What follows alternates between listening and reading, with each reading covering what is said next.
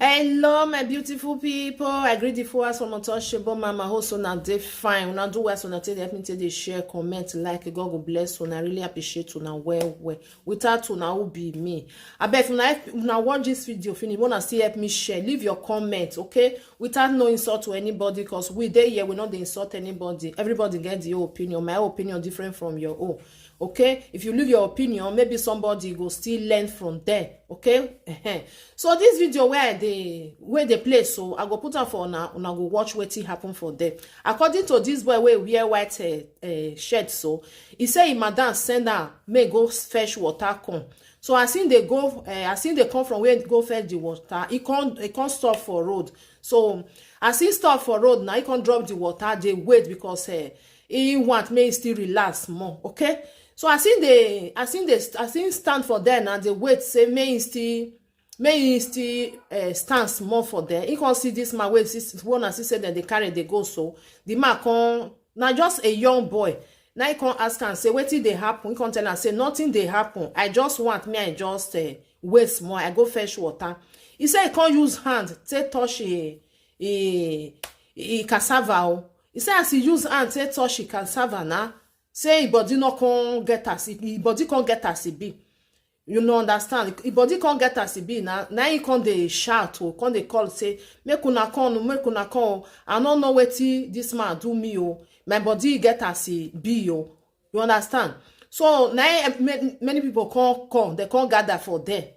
God was so kind, say people even hear when they even dey shout say make una come. I don't know as my body be o. This man don remove don comot my cassava o, because he feel and say something comot for a body for there. He say as people come gather for there now they come hold the man say how you do am. He said the man say he not do anything o, he not do anything. This one wey this small boy wey dey talk, so come dey talk say he do me something. See as wetin happen, as he just touch me from under, I no feel anything again. The thing be like say e don comot.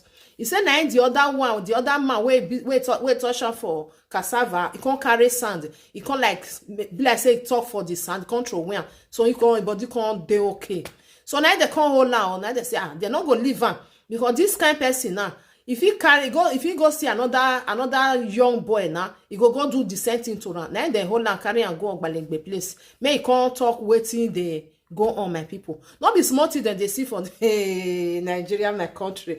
Nothing will not go see you, nothing will not go hear, nothing Musa not go see for gate. Can you imagine all this small now? Buhari they cause all these things, so me I don't understand though, because Buhari not great give the work, so money not there. Anything where they send them and then they go. Una know say all this native doctor where they tell them say go bring this one, come, I go make you go rich, you go get money. Now they cause all this thing. I so much believe say now they cause some, because otherwise wetin concern the small boy like you, wetin concern you concern another person cassava where you want go carry. Una remember one video where I still bring that video, carry and come, where small boy he go native doctor house, go tell native doctor say he want use if papa say do money rituals. Una remember na native doctor come tell am say your papa spirit no accept. He come say okay, may you kukuma use your friend. Una remember that time. Now still small boy like this. Now the native doctor come expose the video, because he not tell am say in the video. I don't know what they really they go on for all this our young youth wey be say they normally they're supposed to dey. Some of them need to dey for school, or they on dey for when they work. They not that will not be that one be their even headache. Urgent money now, all of them they find they go. And only God now go save people wey dey for that country, because people can't even dey fear. If you see small boy, even they say they talk to you, you go dey fear. May not come use and say touch you, because you don't know wetin e dey in mind, wetin he want do, because everybody can't dey fear and everybody is suspect. You don't know wetin because like this one now wey be say dem hold now. This one where they hold now, who go think say maybe something like that go dey in brain? You know what think can you? They think say maybe na normal person, maybe he want just greet you. Like this boy now wey be say he can't shout, like say he no fit shout, say the as he touch am the thing he can't block am, he no fit talk. e go come be like zombie. Many things they go on. Sometimes some people they send me some video about a girl wey be say e just run mad, they just drop am for car, e just dey throw away pine, dey throw away everything. But sometimes I no fit carry am because of say e no wear anything. Like this one now only God na save that small boy wey be say madam send water,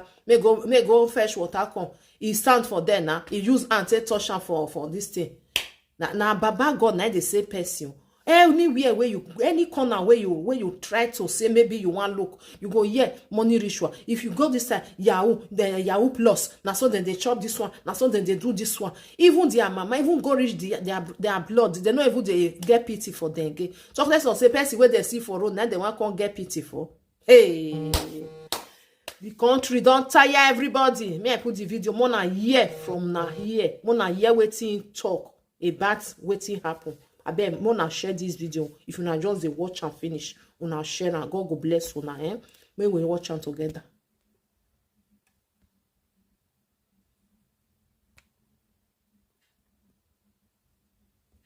Comes. What did happen?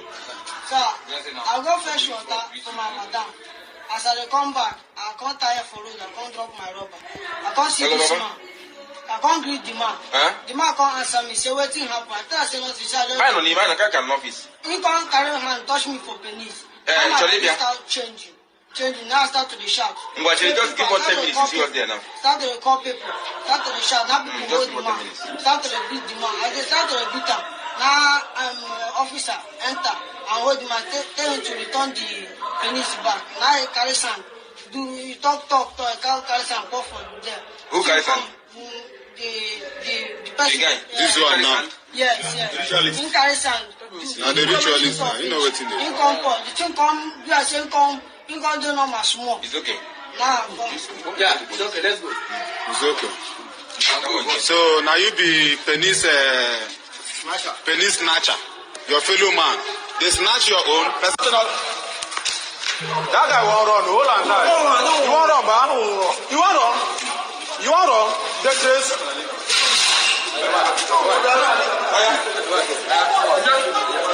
The craze. Now today be your end of the road. You know what you know why you carry my people, make una dey see wetin dey happen o. Make una dey see wetin dey happen. Say a grown-up young guy like this wey suppose find wetin go dey do for a living, something legitimate. In business na to dey collect small pikins pennies. Na him sabi wetin dey use and do, and we cannot. Hey. Now wow, my people. Now so we see her. Now only God na go help us. Now only God for real. Wanna share this video. May others for use and tell learn, because everybody na suspects. Even though the person ask you say in the look for street, all na suspects. Thank you for being here. I appreciate you. Wanna not forget to follow my page, Untouchable Mama backup page, or Untouchable Mama. Also follow me for my YouTube, Unto Mama. God bless you now. Bye bye for now. I appreciate.